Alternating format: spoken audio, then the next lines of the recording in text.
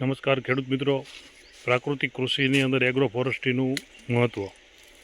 અમે 2018ની અંદર બાઉન્ડ્રી ઉપર એગ્રો ફોરેસ્ટ્રી બનાવેલી છે. વિવિધ પ્રકારના અસંખ્ય વૃક્ષો છે. આજે હું આ એગ્રો ફોરેસ્ટ્રીની નીચે આવ્યો છું, તો એનો જે બાયોમાસ પડે છે ને વર્ષના અંતે, એ વસ્તુ ખૂબ પ્રાકૃતિક કૃષિની અંદર મહત્ત્વની હોય છે. લગભગ અડધા ફૂટ જેટલો થર છે.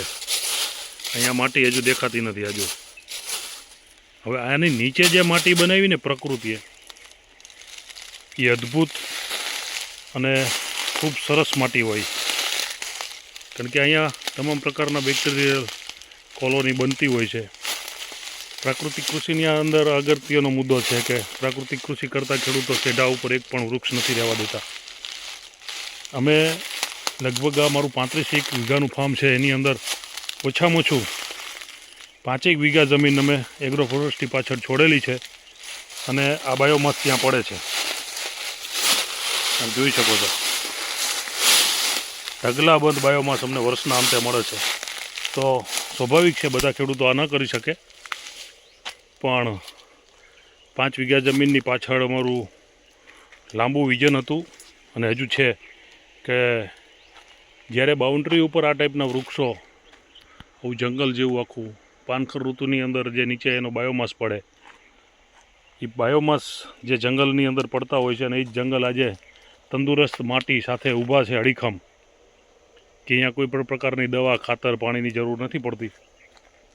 જંગલ જેવું તો આપણે સેમ ના કરી શકીએ, કારણ કે આપણે પાકોના ઉત્પાદન પણ લેવાના હોય છે, પણ મેક્ઝિમમ બાઉન્ડ્રી ઉપર જેટલું આપણે કરી શકીએ એટલું કરવું પડે. હવે આ બધો બાયોમાસની અંદર એક આખી દીપક દાદાની જે મેથડ હતી અમૃત માટી બનાવવાની, આ કુદરત અમૃત માટી અહીં બનાવે જ છે એની રીતે, પણ સમય લાગશે. દાદાની જે મેથડ હતી એની અંદર 150-55 દિવસની આખી એક મેથડ છે અમૃત માટી બનાવવાની. વિશ્વની સારામાં સારી માટીના એના રિપોર્ટ છે, અને સારામાં સારી માટી બને છે.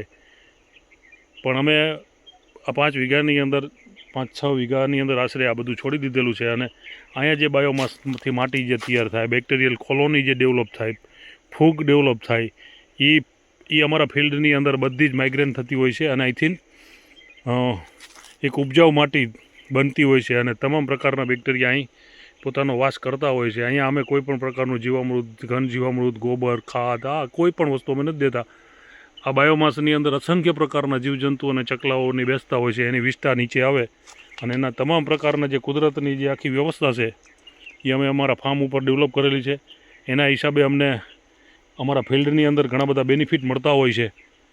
પણ આ બહુ સહજ રીતે, ધીમે રીતે, લાંબા સમયે આના પરિણામ મળતા હોય છે, એટલે દરેક ખેડૂતો આ ન પણ કરી શકે. એટલે અમે તો બિલકુલ નેચરલ ફાર્મિંગની જ આખી કોન્સેપ્ટ અપનાવી છે. આ જો અત્યારે અહીં ગળોની વેલના આ તાતણા જે દેખાય છે, આ ગળોની વેલના તાતણા છે, આ ઉપર સુધી લાંબા જુઓ તો અદ્ભુત વ્યવસ્થા પ્રકૃતિની છે. આ કેટલા તાતણા છે, દોરી જેવા, આ લીમડા ઉપર ચડેલી છે.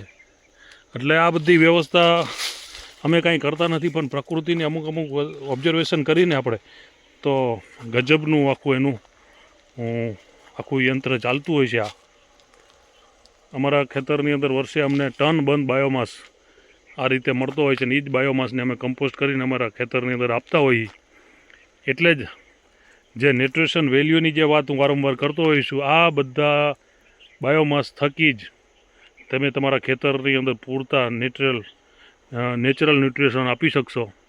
આ બધું જ હમણાં પાનખર ઋતુની અંદર અમે બધું બાયોમાસને અમુક ટકા રાખવું પડે, સાવ ખાલી કરી તો પણ નુકસાન થાય, એટલે અમુક ટકા બાયોમાસ આની અંદર અમે લઈ અને કમ્પોસ્ટ ખાતર સાથે ભેળવી અને જમીનની અંદર અમે એપ્લાય કરતા હોઈએ છીએ. એટલે ખૂબ મજાનો વિષય છે. દરેક ખેડૂત આવું સમજે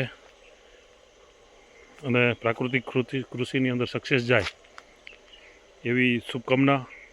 શ્રી ગોવર્ધન પ્રાકૃતિક ફાર્મ ગામ હરિપર, તાલુકો ધાંગધ્રા, જિલ્લો સુરેન્દ્રનગર. વિનુભાઈ વરમોરા. Mobile number 99 094 58 911.